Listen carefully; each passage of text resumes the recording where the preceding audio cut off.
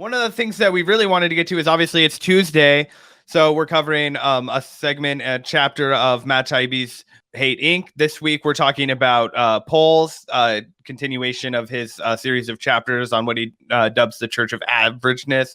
But essentially, this is all about the kind of myth of electoralism and how polls are often a little bit bogus and they're not a real science. And even though there is real information that can be gleaned from, sampling large audiences of people, it's certainly not the ironclad methodology that people like Nate Silver would have once had us believe it was. Right. So I guess we can go ahead and pull up quote number 1. So one thing he observes, and I think this is really astute, right? The amazing closeness of American elections has never made sense. In a country in which 10% of the population owns 90% of the wealth, you'd expect the very rich to be a permanent electoral minority.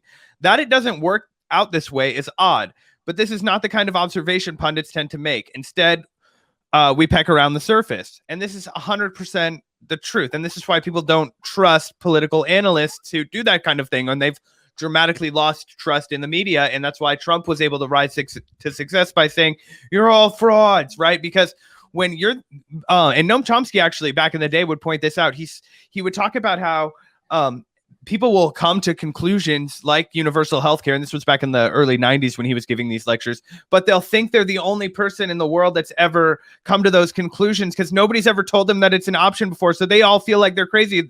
He's like, but if you get somebody by yourself and you're like, yeah, wouldn't it be great if we just kind of treated hospitals as if they were like schools or libraries or fire stations? And you'd be like, yeah, that would be amazing. Obviously Chomsky doesn't phrase it that way, but that's how people react. And even that was the case back then. And now that you make it a more commonplace idea, that's starting to change. More people are banding together on it. The popularity increase, but still you have that complete lack of media or attention given to it, right? The media still treats it as if it's a fringe issue, something like, oh my gosh, like Medicare for all. Even when Fox News was reading their own viewers were supporting Medicare for all. Yeah, well, it's the same kind of story that we were just talking about with Will, the Star Trek communist, who, of course, if you just talk to him about his ideas, or if you talk to most communists or socialists about their ideas, you get a very sophisticated sense that these people want to further humanity, that they want to reduce the amount of corporate control and increase solidarity among nations and things that, sound great. It's only when these preconceived notions of Cold War era propaganda that people associate with, the term communism, for example, that immediately drags down that discussion for like 90% of the population. Again, they can't just engage on the merits of the ideas because the propaganda is so intense and so clouds our thinking without us even realizing it, that it prevents a lot of honest discussion from taking place. And I think that is especially something the left is up against because of our, just intensely propagandistic media and how intensely widespread that propaganda is disseminated without even being aware of it. People are consuming literal propaganda at almost every point, every time they look at their phone, every time they turn on the TV. And even if it's not, obvious propaganda, even if it's subtle, it's still teaching them how to think about certain ideas. And, whether it's literal communism or just the idea of universal healthcare, it truly poisons our minds. Yeah. And not to bring up Chomsky again, although I find it with this book, we bring him up constantly. If anybody has like 3.5 hours where they're not doing anything, you should watch the Manufacturing Consent documentary because it's a little dry and it is definitely not like a Michael Moore documentary. This is like a PBS documentary from like 1989, probably, I don't know, somewhere around there. But there's the opening sequence is this lady, and she's at a radio station and she's like, I'm like, Sally Jane Doe, whatever the fuck. I make up my own mind, right? What do you say to that person who's like the media manufacturer's consent? And he's like, well, I think if you just tell Sally Jane McDoe that if it's very quite clear that there's a very limited range of reality that's portrayed between the media news station, it's very perfectly obvious, right? And essentially that's true, right? It is obvious to most people. We just operate under the assumption that it's not. Yeah, absolutely. That these people somehow can't see through the bullshit that they're being lied to. And Donald Trump proved that. Like, say what you will about Donald Trump's base, right? It's not my position to they haven't been deemed intellectuals, right? Yet they were able to see through the media and be like, okay, these people are lying to us. That's all I'm trying to say. I'm not jabbing. No, I'm not, true. being class or trying to, you know what I mean? But I'm just saying they haven't been. When a lot of the self-described intellectuals, see no problem with watching MSNBC on a nightly basis, not even realizing they're essentially consuming, state propaganda just from a corporate watered down perspective. Yeah, 100%. But we can roll to the next quote. And then this gets into the polling, and he says, but polls say is often just we say, we being the journalist in this case, disguised. In the same way, a man on the street quote is often just the first person found who agreed with the point the reporter wanted to make. And this is kind of just part of having media literacy, right? Being a good, responsible person who consumes the news, knowing that this is absolutely happening all the time, regardless if it's a person you like or dislike or fucking hate. This is the way it works. And oftentimes you'll see like controversy on Twitter where like people will like call out the source that somebody used in a story or that kind of thing. And it really, I mean, it's pretty standard practice at this point across all of American media history that this is just the kind of thing that happens because, I mean, and this is the same thing. It's the equivalent of like Googling for a fact that is going to make your point, right? Like, and we're all guilty of this. I mean, we're definitely all guilty of it. And getting back to single payer healthcare, I think this is an example where it's just so obvious, and that people use polls to make their point, regardless of where they stand on the issue. If you phrase the question, "Are you in favor of government healthcare?" It's going to get a lot less of a positive response than if you just say universal healthcare or single payer healthcare, because again, people have been so brainwashed into thinking that anything administered by the government is bad. That if you include that word, just like how if when they polled people about Obamacare, it polled a lot lower than the Affordable Care Act did. It really depends on the way you ask questions a lot of times. But what that ends up creating is a situation where people on both sides of the issue can use polls to their advantage. So people that wanted to, that were against Obamacare said, well, look at these polls. People hate Obamacare. But then the people that wanted Obamacare said, look at these polls. People love the Affordable Care Act. So both camps got to have it both ways, and they got to use statistics to prove their points, even though the statistics were essentially about the same issue. Yeah, and we saw that presented in a different sense with this just most recent presidential election. We covered on the Vanguard. We were looking at the polls a lot during this presidential race. I think a lot of people were. I've since sworn off polls many times on this because of just how fucking insanely incorrect the predictions were in the actual race, right? So, I mean, the margins, and a lot of people will argue, well, they actually weren't that far off after the votes came in, and it's like, okay, the margins were maybe thinner, but they were still way fucking off. Like I mean, off. Gavin, you went chalk on your electoral map. Like it was not necessarily. I went purely based on the polls. Yeah, 100%, and exactly, it was just didn't happen that way. No, I was embarrassed. Yeah. I had I mean, not that it's like some sort of like March Madness bracket where it's like, oh, I'm, you did do it. You were pretty on point though. I missed one state. It was Ohio, but anyway. Well, and Matt Taibbi makes a great point here that, despite the fact that despite your point that, the polls were so off this time, Matt Taibbi talks about how in 2016, Nate Silver completely fucked up the Republican primary, said that there was more chance that Donald Trump would be in another Home Alone movie than he would ever win the Republican primary. And then he was proven wrong, but then continued to be taken seriously after Trump won the Republican primary. So it's like he continues to be taken seriously despite proving himself to be unserious time and time again. It's crazy. Matt was also extremely charitable to Nate Silver time and time again during this chapter. He was like, I really don't want to like pick on the guy, but let me mildly criticize him. Yeah, I have no problem picking on Nate Silver, but I think polling is a fucking industry. It's literally it's an industry in and of itself that's used to, like Matt Taibbi says, just justify whatever the fucking agenda of the pundits is, essentially. Yeah, 100%. But we can roll the next.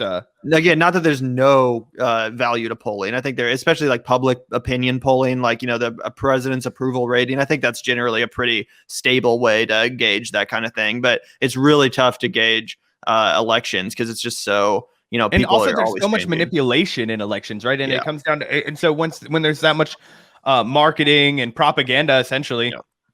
it's gonna impact people's decision making. People are gonna, and also you have to play this like 3-dimensional chess if you're polling and you're like, oh well, who are you voting for is Right. different than who you want to win, and like all these kinds of different questions. And who's even going to vote to begin with? And who's even going to vote to Exactly. begin with? Yeah, because you don't know. Like, remember that whole like the what was it? The embarrassed Trump voter. Like, some people aren't going to admit on the phone that they're going to vote for Trump, but they're going to vote for him in the polling booth. Like, it's those kind of factors which polling statisticians are guessing about and trying to figure out, but it really isn't imprecise science. Yeah, exactly. But we can roll to the next question. Yeah, the whole electability question, and this goes back to electability. He says the whole electability question usually implies that A, there's a candidate in this field who's most likely to win, and B, there's a candidate who appeals to you on a policy level, and C, those candidates are not the same person. Wow, how is this evidenced again in 2020 perfectly like this? So we, in this particular instance, he's referencing not just Hillary Clinton and Donald Trump, but actually going back to one thing. I actually saw a video that Kyle Kulinski recently did about Howard Dean, and I would just like to point out that Howard Dean was not the Bernie Sanders of 2004. Dennis Kucinich was the Bernie Sanders of 2004. So I just wanted to make that for the record. Howard Dean is a sellout piece of shit. Dennis Kucinich is a man of the people that stood by his principles until the day he died, just like Bernie Sanders. So putting that out there. We'll get to Dennis Kucinich later. But I'm just saying, time and time again, and specifically this time around, God, it was made fucking agonizingly. Oh gosh, I know Bernie Sanders has all these great policies, but don't you think Elizabeth Warren has a better chance of reaching more people? Don't you think Joe Biden is the only one that can win? Don't you think Pete Buttigieg just has some kind of... No, I don't think Pete Buttigieg has fucking anything. Fucking, but like... Yeah. No, that's so true. That's so true. And that was like really just the constant obfuscation, especially when it came to Bernie Sanders. It was always, well, this candidate's going to do better against Trump, or this candidate's going to do better in the Midwest, and this candidate's going to do better with older voters, and this candidate's going to do better with black voters, and blah, blah, blah, blah, blah, just on and on and on bullshit, even though Bernie time and time again proved to be the candidate capable of assembling that broad working class multi-racial coalition of support necessary. And of course, not to get back on that soapbox or anything, but I do think it absolutely is one of the most illustrative recent examples of this coming to fruition. 100%. But we can move on. So we've all been on that soapbox. Yeah. So here we go. Back to my Dennis Kucinich example. So this college student that Matt Taibbi spoken with on the trail in 2004 says this: Kucinich is everything that I personally would want in a president, a grad student named David Wilms told me. But it's going to have to be somebody like Kerry or Edwards. Oh. Why? Well, he said, it's probably going to have to be someone who's tall. I want to laugh and cry at the same time, because in 2004, like, this dude's just being real. Like, it was really that, like, any kind of like, and obviously we're feigning, like we're literally just jerking ourselves off if we're thinking that in 2021 we're more evolved than we were in 2004, but we're just different. That was really one of the things that would have been like a big deal. It's like, oh, this has to be a tall man. It's has to be, like, you have to look a certain way. Okay, son. And well, it's funny because Kerry ended up choosing Edwards as his running mate, so really fulfilling that prophecy, honestly. I know, right? But talk about two of the least inspiring motherfuckers. I mean, the Democratic Party, outside of Obama, because I won't argue that Obama was uninspiring, but outside of Obama, it just seems like the Democratic Party has been a magnet, dude, for the least inspiring motherfuckers of all time. They've literally had JFK and Obama, and everyone else has been just completely even politicians who I may have nominally been into, like somebody like McGovern. Oh my God. Talk about a snooze fest, man. No charisma at all. No 100%. Charisma, dude. I mean, even look at Bernie Sanders. We love him to death, but like, it's not exactly like he's the all-time greatest orator, the most inspiring speaker. He repeated the same shit literally over and over again, rally after rally, and the people cheered because he was saying, we're going to give you healthcare. You know what I'm saying? Yeah, exactly. Well, yeah, that's true. One of those things is, I mean, yeah, if Bernie Sanders had the speaking and oratory skills of Obama, we could have gotten a lot farther. Yeah, exactly. And that is why a lot of people, including myself, have been optimistic that maybe Nina Turner could carry on the revolution, because she, of course, is just such a fantastic speaker. But that's a whole nother issue for another day. Exactly. We can roll to the next one. Okay, and this is a great, fantastic point, because this kind of blends into what we were talking about on polling. Data journalism works as a check on conventional wisdom. When they combine is when you get a problem. The two genres can be as hard to separate as humping dogs. Even after the Trump fiasco, the product of such unholy unions, electability, is still running loose. And that's what's fucking crazy, right? It's because he wrote this before 2020. But how many times, dude, did we hear the word electability in this 2020 campaign cycle? It was the only reason that kept Joe Biden in the race, when he was completely forgotten about, when he was like all out on a fucking out on his own universe in the kiddie pond while everybody else was racing speedboats, and he was just splashing around all disoriented in like some geriatric confusion. He somehow, because he was electable, was able to get, it was like Mario Kart, right? Like he got one of those cheat codes that like, attached a chain, and now he's back in the front, and everybody's like, what the fuck happened? Bernie Sanders is looking around like he just got hit with like 6 red coconuts and turtle shells. Not coconuts. I don't know what the fuck I'm saying. Mario Kart. Yeah, exactly. And it's so true that's so true that people kept saying, well, Biden has to be elected just because he is electable. He can beat Trump. And then when he did win, people turned around and said, well, thank God the Joe Biden won the Democratic primary. But my good friend Joe. You'll never tell me that, Joe Biden, who barely beat Trump, Bernie, or literally anyone that was proposing real policies during a pandemic, actual healthcare, universal healthcare, serious social safety net expansion, that candidate would have trounced Trump. Are you fucking kidding me? In the middle of a pandemic, you think people couldn't have understood why universal healthcare is a good, a real necessary? I mean, Bernie could have literally pointed to the rest of the developed world and said, look how they're handling coronavirus, and look how this fucking fool is handling it. Where would you rather live? It would have been a great time for someone who actually believed in those policies to make the case for them. And it really is unfortunate that we missed that window of opportunity. And like I said, got a candidate who just barely beat Trump, who should have been just so beatable, especially given the circumstances, especially given that he didn't send out another stimulus at the key time. So yeah, despite the fact that they forced Joe Biden down the Democratic voters' throats as the more electable candidate, really any candidate proposing like to roll out vaccines properly and give people another stimulus check could have done the job. Yeah, exactly. And that's just that's all the evidence that you really need in this particular instance to understand the power of the media and the power of narrative and the power that these things have, right? And admittedly, Trump was able to derive his power from explicitly and directly rejecting that. So because he was the antithesis of that, he was able to survive, all of the mud and, just warranted. I don't mean to say that they were unwarranted smears, but I mean, some of it was, I guess, but everything that they tried to fucking throw at Donald Trump, he was able to it was like rubber and glue, right? Bounces off of me, sticks to you, because he made his entire brand rejecting everything that the media said. And therefore he could just scapegoat by saying, oh, that's fake news.